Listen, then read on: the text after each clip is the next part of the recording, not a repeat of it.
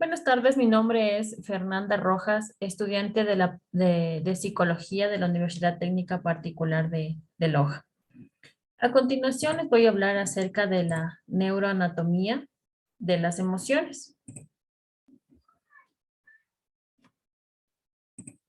Em, para empezar, es importante primero definir qué es la emoción. Sin embargo, no existe un concepto o significado científico específico que nos indique qué es la emoción. Pero para darnos un poco la idea, podemos decir que las emociones son todas aquellas reacciones que experimentamos como alegría, tristeza, miedo, y son conocidas por todos, pero no por ello significa que dejen de tener complejidad. Son reacciones intensas producidas por un hecho o una idea o un recuerdo. Estas emociones se atribuyen al sistema nervioso central. Tienen un alto grado de subjetividad y sus respuestas pueden ser motoras, como por ejemplo correr. Existen varias teorías que respaldan el estudio de las emociones, ¿sí? Por ejemplo, para empezar, Darwin postuló que las emociones son universales y tanto humanos como animales las poseemos. William James nos dice que las emociones son una forma de percepción. Cannon y Barr nos dice que las emociones dependen de una corteza cerebral intacta, específicamente del hipotálamo. Ellos, dentro de su estudio, ya empezaron a relacionar las emociones con el sistema nervioso central. Por ejemplo, Cannon y Barr nos mencionó que las lesiones en el hipotálamo eh, generan agresividad, aumento de la presión arterial. Esto lo concluyó a través de estudios eh, con gatos. Otra teoría es la de Papez. Papez propone ya la descripción de un sistema límbico. ¿Sí? Gracias a sus estudios ya se dio el avance de la emoción relacionada con el cerebro en sí. Entonces, él relaciona la afectividad como una función cerebral que abarca, múltiples regiones y estructuras. A esto lo llamaron el cerebro emocional. Dentro de la teoría de Papez, no existe el nombre amígdala. Él no lo relaciona a la amígdala con esta estructura. Sin embargo, después de varios años, Kluber y Gushi fueron quienes introdujeron a la amígdala dentro del cerebro emocional como una estructura de vital importancia. Para poder continuar con el estudio de las emociones, me gustaría comentarles entonces qué es el sistema límbico, o también llamado cerebro emocional, como lo había ya mencionado. Este está formado por estructuras que regulan las emociones, la memoria y el aprendizaje. Además, se interacciona con la corteza cerebral y tiene un papel fundamental en las respuestas fisiológicas. Una de las estructuras relacionadas con el sistema límbico es las amígdalas cerebrales. Como podemos ver aquí, se encuentran a los dos lados del cerebro. Estas se encargan de mediar la influencia en la consolidación de memorias, trabajan en el reconocimiento de expresiones emocionales. Las personas con lesiones bilaterales en ellas tienen dificultades en reconocer expresiones afectivas negativas como el miedo. El procesamiento del miedo durante el reconocimiento conductual es ahí también donde tienen dificultades, ¿sí? Otra estructura relacionada con el sistema límbico es también la corteza cingulada anterior. Sin embargo, antes de pasar a esta parte, me gustaría darles un ejemplo. Cuando Gucci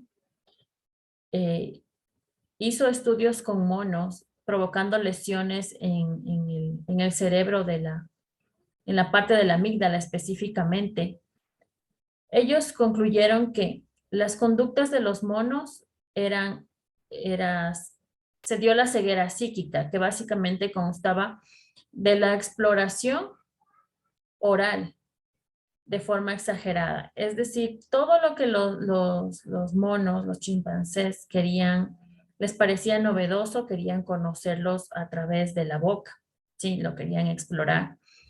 Padecían pérdida del miedo, empezaron a jugar con serpientes, cuando comúnmente los monos tienen mucho miedo a las serpientes, empezaron a tener conducta alimentaria excesiva, como hiperbulimia, por ejemplo, aumentó su conducta sexual, como el auto, homo, sexualidad excesiva y metamorfosis, que significa básicamente hipermetamorfosis, perdón, que es la tendencia a reaccionar a cualquier estímulo a la vista. Entonces se podría decir que la amígdala funciona como un centro inhibidor, controlando que se desencadenen este tipo de conductas, tanto en personas como en animales. ¿Sí? Como lo había mencionado, ya otra de las estructuras es la corteza cingulada anterior. A este se le atribuyen tareas relacionadas con la coordinación de recursos cognitivos, así como el control ejecutivo de la atención. Por ejemplo, conductas que demandan respuestas go, no go. La corteza cingulada tiene un rol importante en lo que es la autoconciencia, y también las lesiones en esta área marcan una disminución de intensidad en las emociones como tristeza, miedo, y también tienen dificultad en el reconocimiento de emociones en otras personas. Es decir, no pueden, si otra persona está asustada, no, con una lesión en esta área, la persona no puede reconocer. La siguiente estructura es la corteza cerebral, que consta de un circuito que incluye la corteza orbitrofrontal, ventromedial, relacionado con lo que se ha llamado el efecto nuclear. Es decir, está relacionado con el dominio emocional de placer y displacer. Su rol fundamental es en las asociaciones de estímulo-refuerzo y la representación del castigo y reforzamiento. En este gráfico podemos ver la corteza cerebral, ¿sí? La corteza orbitrofrontal, la corteza frontomedial y la corteza dorsolateral. Es necesario aclarar que no existe una sola vía lineal para la construcción emocional y también sentimental. Entonces, para ello es importante mencionar que existen dos vías, una vía corta y una vía larga, que se presenta a continuación en este esquema de las emociones, ¿sí? Aquí se puede apreciar dos tipos de vías que conducen a la respuesta emocional y también sentimental. Para ello es importante mencionar que no es lo mismo emoción que sentimiento. Entonces, la vía corta, que está detallada aquí de color verde, consta del tálamo, amígdala e hipotálamo. Esta vía se ocupa de generar respuestas de vía rápida. Y la vía más compleja, o la vía larga, es esta de rojo, que involucra a la corteza cerebral, donde se realiza un estudio cortical de diferentes estímulos. Gracias a esta vía roja, gracias a la profundización que se da a través de esta vía de las emociones, Se puede decir que se genera entonces el, el sentimiento, los sentimientos, ¿sí? Como ya les había mencionado, los sentimientos y las emociones no son lo mismo, ya que los sentimientos requieren un proceso extra, un grado de entendimiento consciente para que las emociones se puedan transformar en sentimientos. Entonces, volviendo al principio y para explicar un poco este esquema, se podría decir que las emociones tienen dos vías, como lo habíamos mencionado, ¿no?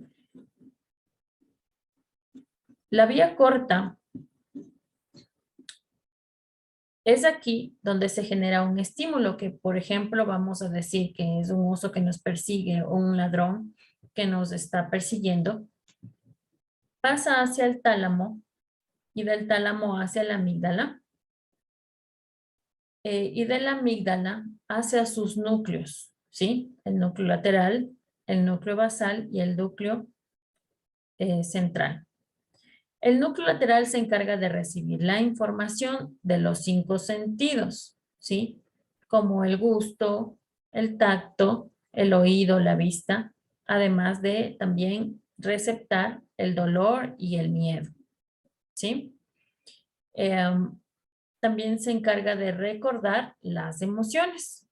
El núcleo basal, en cambio, se encarga de recopilar información.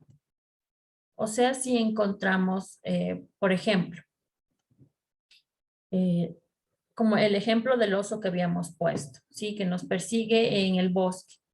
Entonces, el núcleo basal se va a encargar de recordarnos el lugar en donde sucedió este hecho, ¿sí? Entonces, la próxima vez que volvamos a ese mismo lugar, quiere decir que vamos a recordar que ahí nos